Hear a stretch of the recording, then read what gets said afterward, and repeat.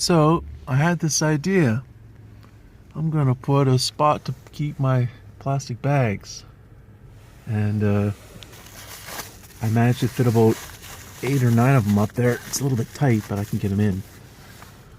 But I don't know. I'm gonna have to do some changing around because once I get this piece in properly, I have to trim this side a bit because it's a bit tight. And once I get this in, it's gonna be really tough to get those bags out. So what I might even do is just take this piece and take it out or trim it down or something.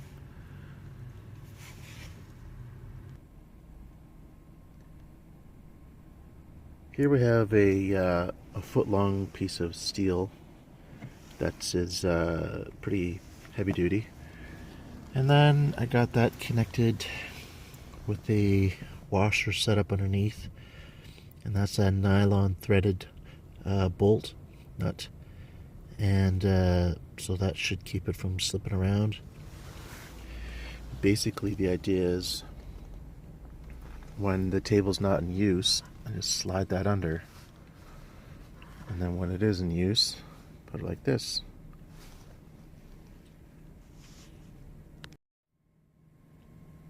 So I have this Luan glued into place. I would really like to add some screws in here. I might just do it. It might look ugly, but maybe some short bolts just for added extra strength. But you know, it's pretty strong. I mean, it's tolerable. I screwed it and bolted it whatever where I could. And yeah, I bought this thing at Walmart. It's like $4 because I wanted something very specific. Get out of there, you. To hold my toothbrush, toothpaste, and silverware.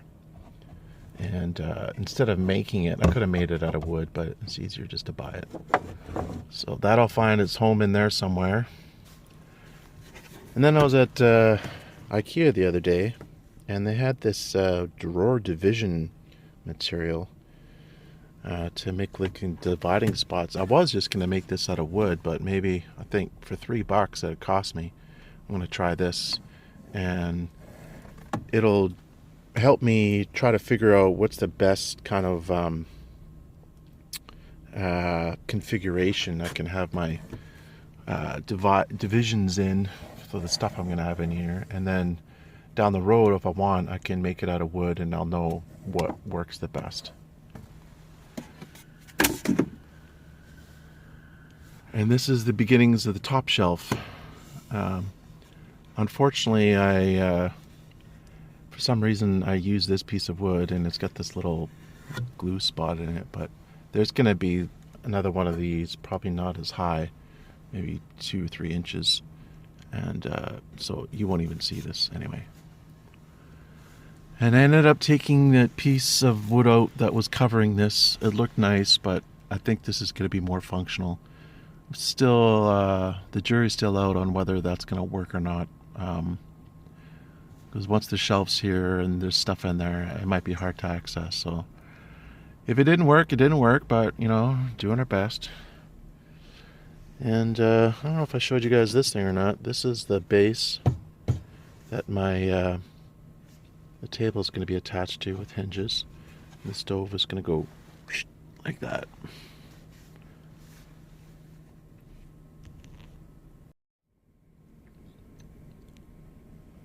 So here we have the table beginning to look like something. And it's a little bit wonky, but it works pretty good. I basically spared no space between my legs and the table, so that worked well. But you know, it's a series of compromises because space is at a premium, and you just do the best you can with what you can, right?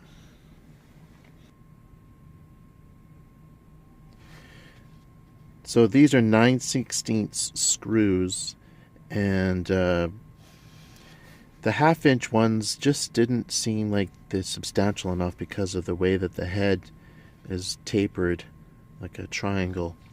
There's just not enough threads on it for bite, and so it goes through a bit onto the other side.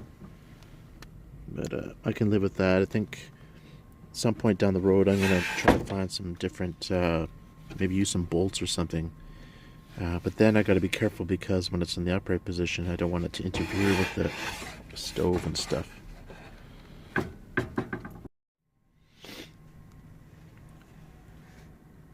So that's how the stove is going to be, more or less. I think what I'm going to do is I'm going to get some little felt pads and put them on the edge of the stove here in the middle, not covering the vents. And that way it'll scratch things up less and not bump around as much. I'm thinking of getting some like sheet metal or aluminum or something and just putting a little square here, because I guarantee that these pointy bits are going to scratch the cabinet wall, but I don't know. I mean, how much do I really care? And I was careful to leave a gap when I when I put the table in, because I'm glad that I did, because as you can see, it barely clears it. But if I didn't have that gap there, I wouldn't clear it at all. I use this folded over paper, cardboard, thin cardboard stuff, and I just tape it in 3 different spots, and that gave me a gap. And then, so this is working well with this piece right here. It's nice and tight. So now my next project I'm going to do is, in the interest of having even more space, I'm going to build a platform across here where I'm going to put a magnet on the bottom. So this will, I'll put a strip of metal over here, flat piece, and then it's going to connect to the magnet. And then what I can do in this platform is I can make that into a shelf as well. So it'll come out to there, and you know, it'll be small, but every little bit counts. That's how, and then it'll stay upright like that with a magnet. So the next thing I'm going to do as well is I'm going to build another shelf up here, and there's going to be 2 more shelves total.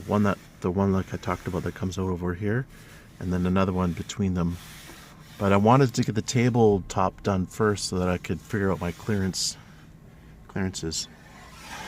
And also because now that I have a stove, I can actually cook in my van again. I haven't, to be honest guys, this is true, I haven't made any food in my van besides cereal since I was living in the Express. So I'm thinking like October. And you know, I'm due for a home-cooked 1 awesome inch food item. Probably going to be a stir fry or something like that. So that'll be nice to be able to do that again. So another thing I need to do as well is I've got to put polyurethane. This is right here. This has polyurethane on it. I'm going to use the same stuff, and I'm going to put a couple coats on here. And every wooden surface that you see, including this cabinet, all has to have polyurethane on it. And that'll keep it easier to keep clean. But I'm not doing that quite yet because I'm going to be staying with my kids for 3 days next week, like 3 full days. And what I want to do is I want to put all the polyurethane on the day before so that I don't have to smell it while it's curing and drying. So that's the plan. Shout out to my friend Static Camper Van. He suggested the magnets that he does on his stove to keep this floppy part from not being floppy, and it works perfectly. Just take that off, blah blah blah. However often I need to change my butane, like once every couple months or once every month or whatever it is. And there we go, perfect. So thank you, Static Camper Van. That is an awesome idea.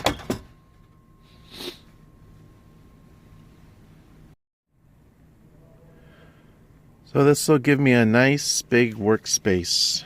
Stoves here, make my food here, preparation area here, eating area, everything's gonna happen. This is where the magic's gonna happen. Or lack thereof, as the case may be.